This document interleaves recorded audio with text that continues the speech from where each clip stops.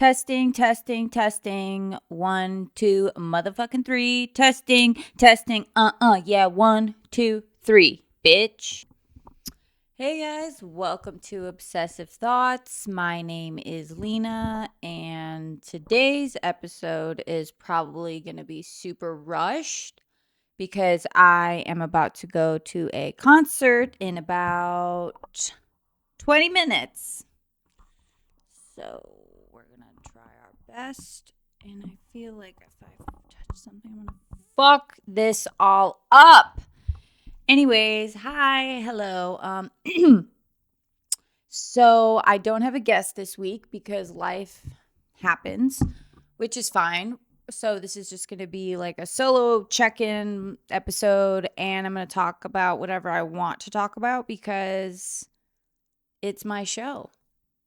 That's crazy to say. No, it's I still have creative freedom of this entire project, hobby, blah blah blah. So I'm definitely going to take advantage of that. And I do have some things written down, so this isn't just like a confessional or whatever it is. The first thing I wanted to talk about is, so I'm really passionate about really good literary topics, meaning topics that would come up in like a composition class in English. And one of my favorite ones that I love to bring up to every single person, whether I know them or not, because their answer could potentially change, is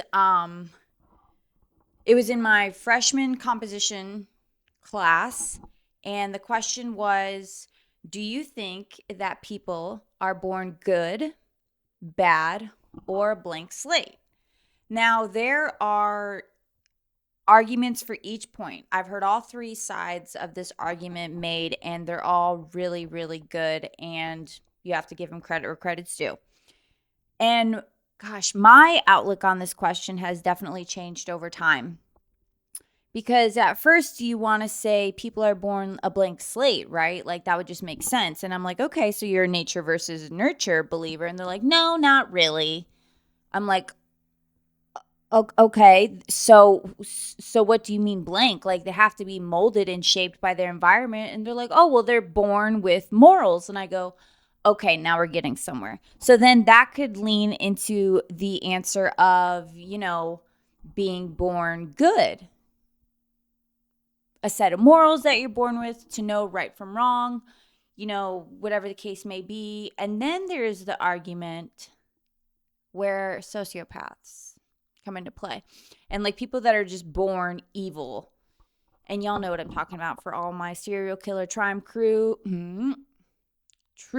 crime enthusiasts. They definitely know the deal with this argument, I guess you would say, because when people are born bad, sometimes evil is just in their spirit. Sometimes they are just made to bring havoc into the world. And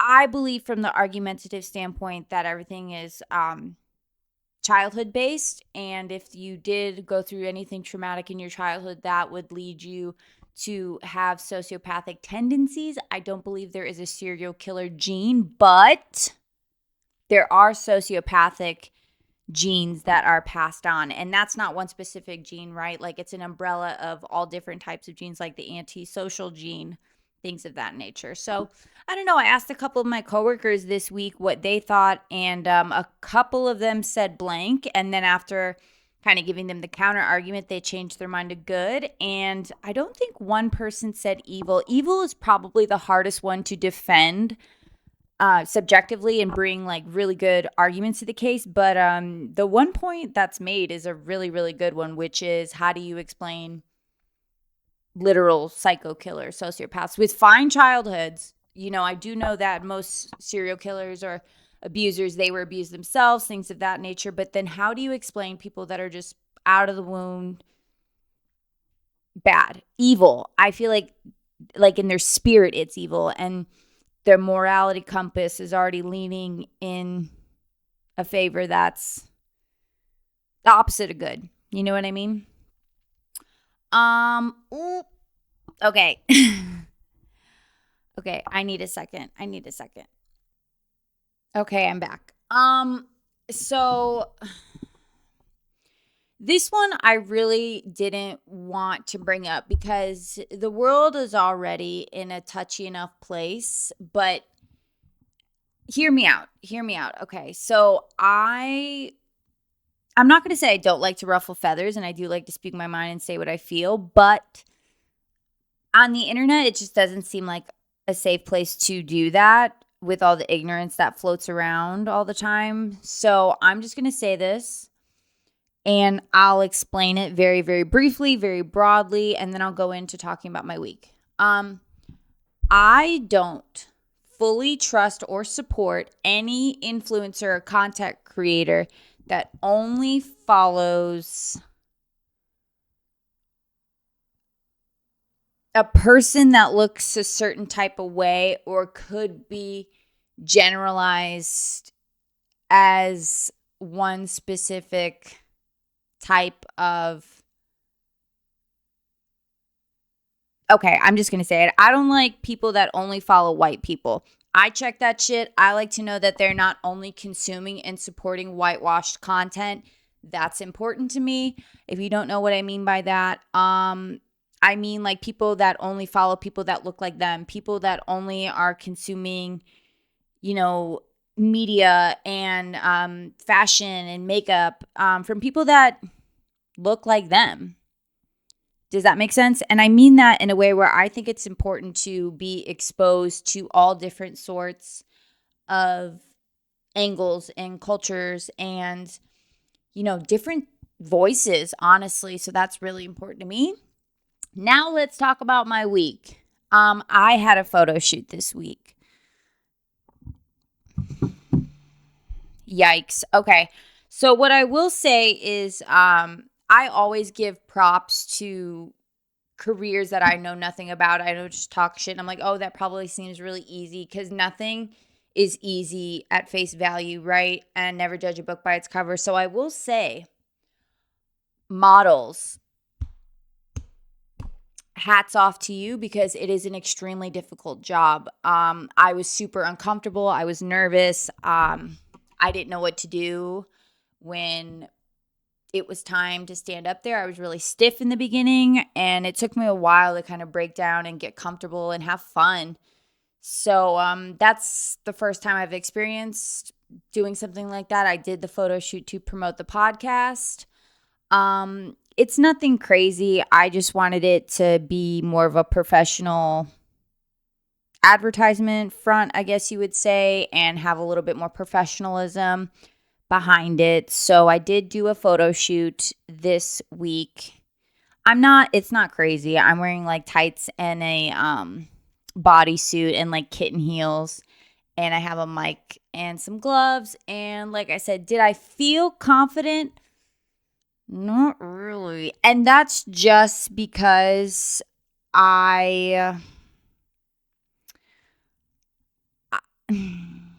okay, I am not insecure, but I was uncomfortable. That's how I'll say it.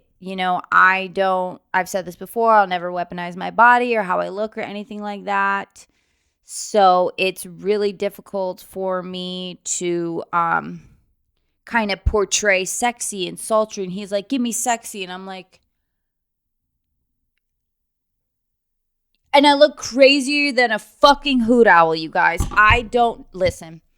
I had to do it. I did it. It was fun. Maybe the next one will be better. Who knows if there's going to be a next time. Like I said, I'm really grinding this project out for 6 months, seeing what happens. I am still having a lot of fun. And next, I want to talk about depression.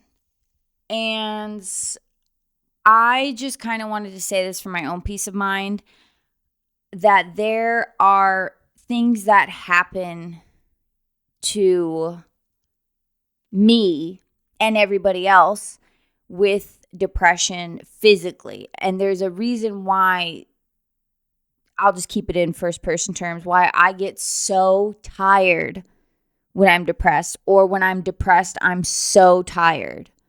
So I have clinical depression. I've had it my whole life. I do need to take medication for it to keep myself alive, getting out of bed, showering, eating, sleeping, all the things to function as a human being. Yeah, I need medication for that.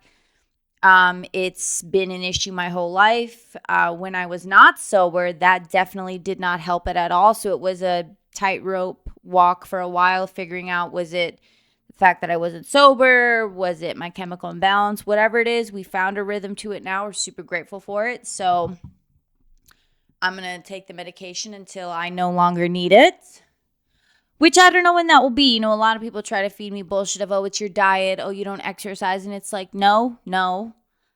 I don't produce enough dopamine.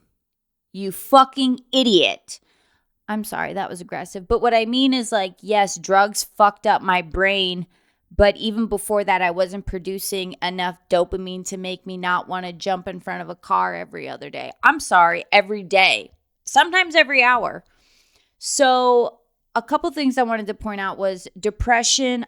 Exhaustion and depression often have a close relationship due to several interconnected factors, which are biological factors.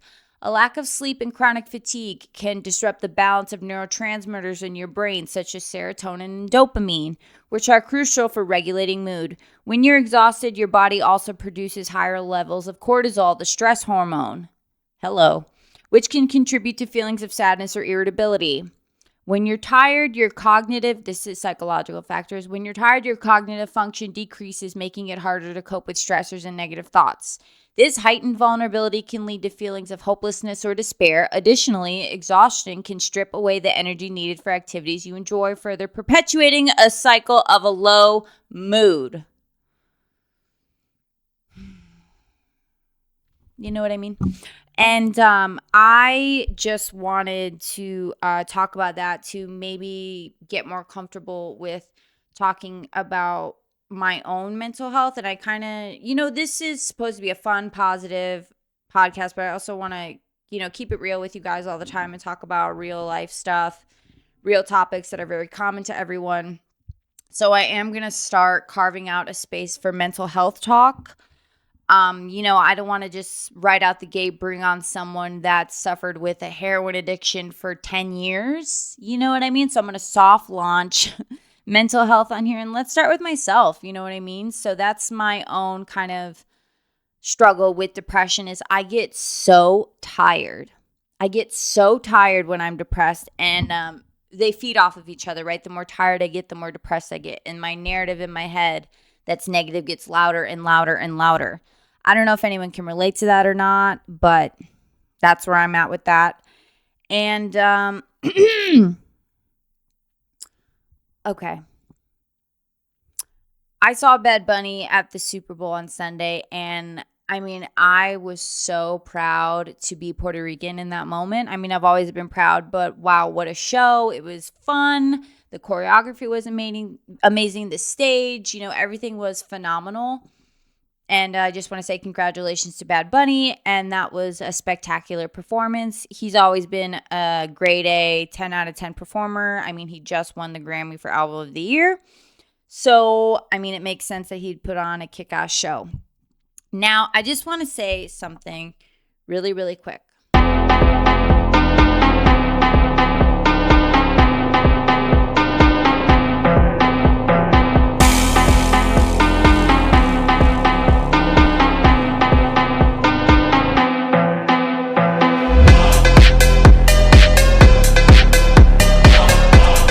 I feel like the first thing I said about not wanting to only consume whitewashed content was a little bit more controversial than I would like to publicly broadcast. So the next thing I'm going to say, this is how I'm going to frame it. It's okay to change your mind. It's okay to say, you know what? This isn't for me anymore. I fucked up. My bad. I feel like people feel like they're too in deep to kind of backtrack, but hey, we're all waiting over here patiently for those whose minds have not been changed yet to, perhaps see a new perspective on things. Don't be afraid to say, I fucked up. I made a mistake. I don't like this anymore. I don't like what's happening anymore. I don't support this. Please, for the love of baby Jesus. Okay, I need to calm down. I'm just saying, you guys, it's okay to change your mind on a lot of things. You're not, cemented to this idea and ideology that people were boasting about for years and years. You know what I mean? Things happen, things change, different circumstances come up, and it's okay to switch sides, backtrack, say, wait a minute, this makes me uncomfortable. Let's talk about this. I want to think about this. I want to look more into this. I want to figure out why this is happening and do I agree with it or not. Just want to leave that right there for people to maybe chew on and think about. All right, the next thing is I am going to a show tonight, and I did go to a show, gosh, I can't remember, 2 weeks ago. I saw Glare, the Texas band. Shout out to Glare. They were amazing. They're kind of like a shoegaze, post-rock kind of sounding band. If that's for you, check them out. They were amazing. The venue was awesome.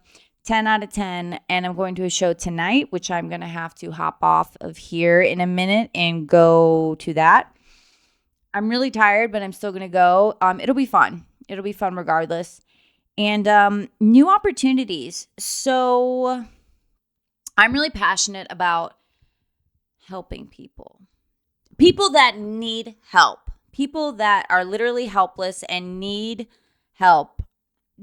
That's where my passion lives. That's where my heart is at. And I was offered a new opportunity to work as a patient care technician. And I'm really nervous about it just because it's new and it's uncomfortable to do anything new. But I think I'd be really good at it. I'm not afraid of hard work. Yes, it'll be nurse shifts, 12-hour shifts, a lot of back-breaking stuff, a lot of hard work, a lot of running around nonstop. But that doesn't scare me. What scares me is being successful. What scares me is being happy. What scares me is not being good at my job. That's what scares me, and that's where I'm at with it. But, I'm going to keep praying about it. It looks like things are aligning in the way where it's a yes, but unfortunately, if I do take that job, I won't be able to go to New York City this summer for my internship. I don't know. It's definitely something to think about. I'm not sure, you guys. I really don't know. One thing I will leave you guys with is while I was at the show, the Glare show, I had an overwhelming emotion come over me. And it was in the shape of a thought, where it presented itself in the form of a thought. And the thought was, instead of you really hurt me, why don't I make it, I'm really hurt by what happened?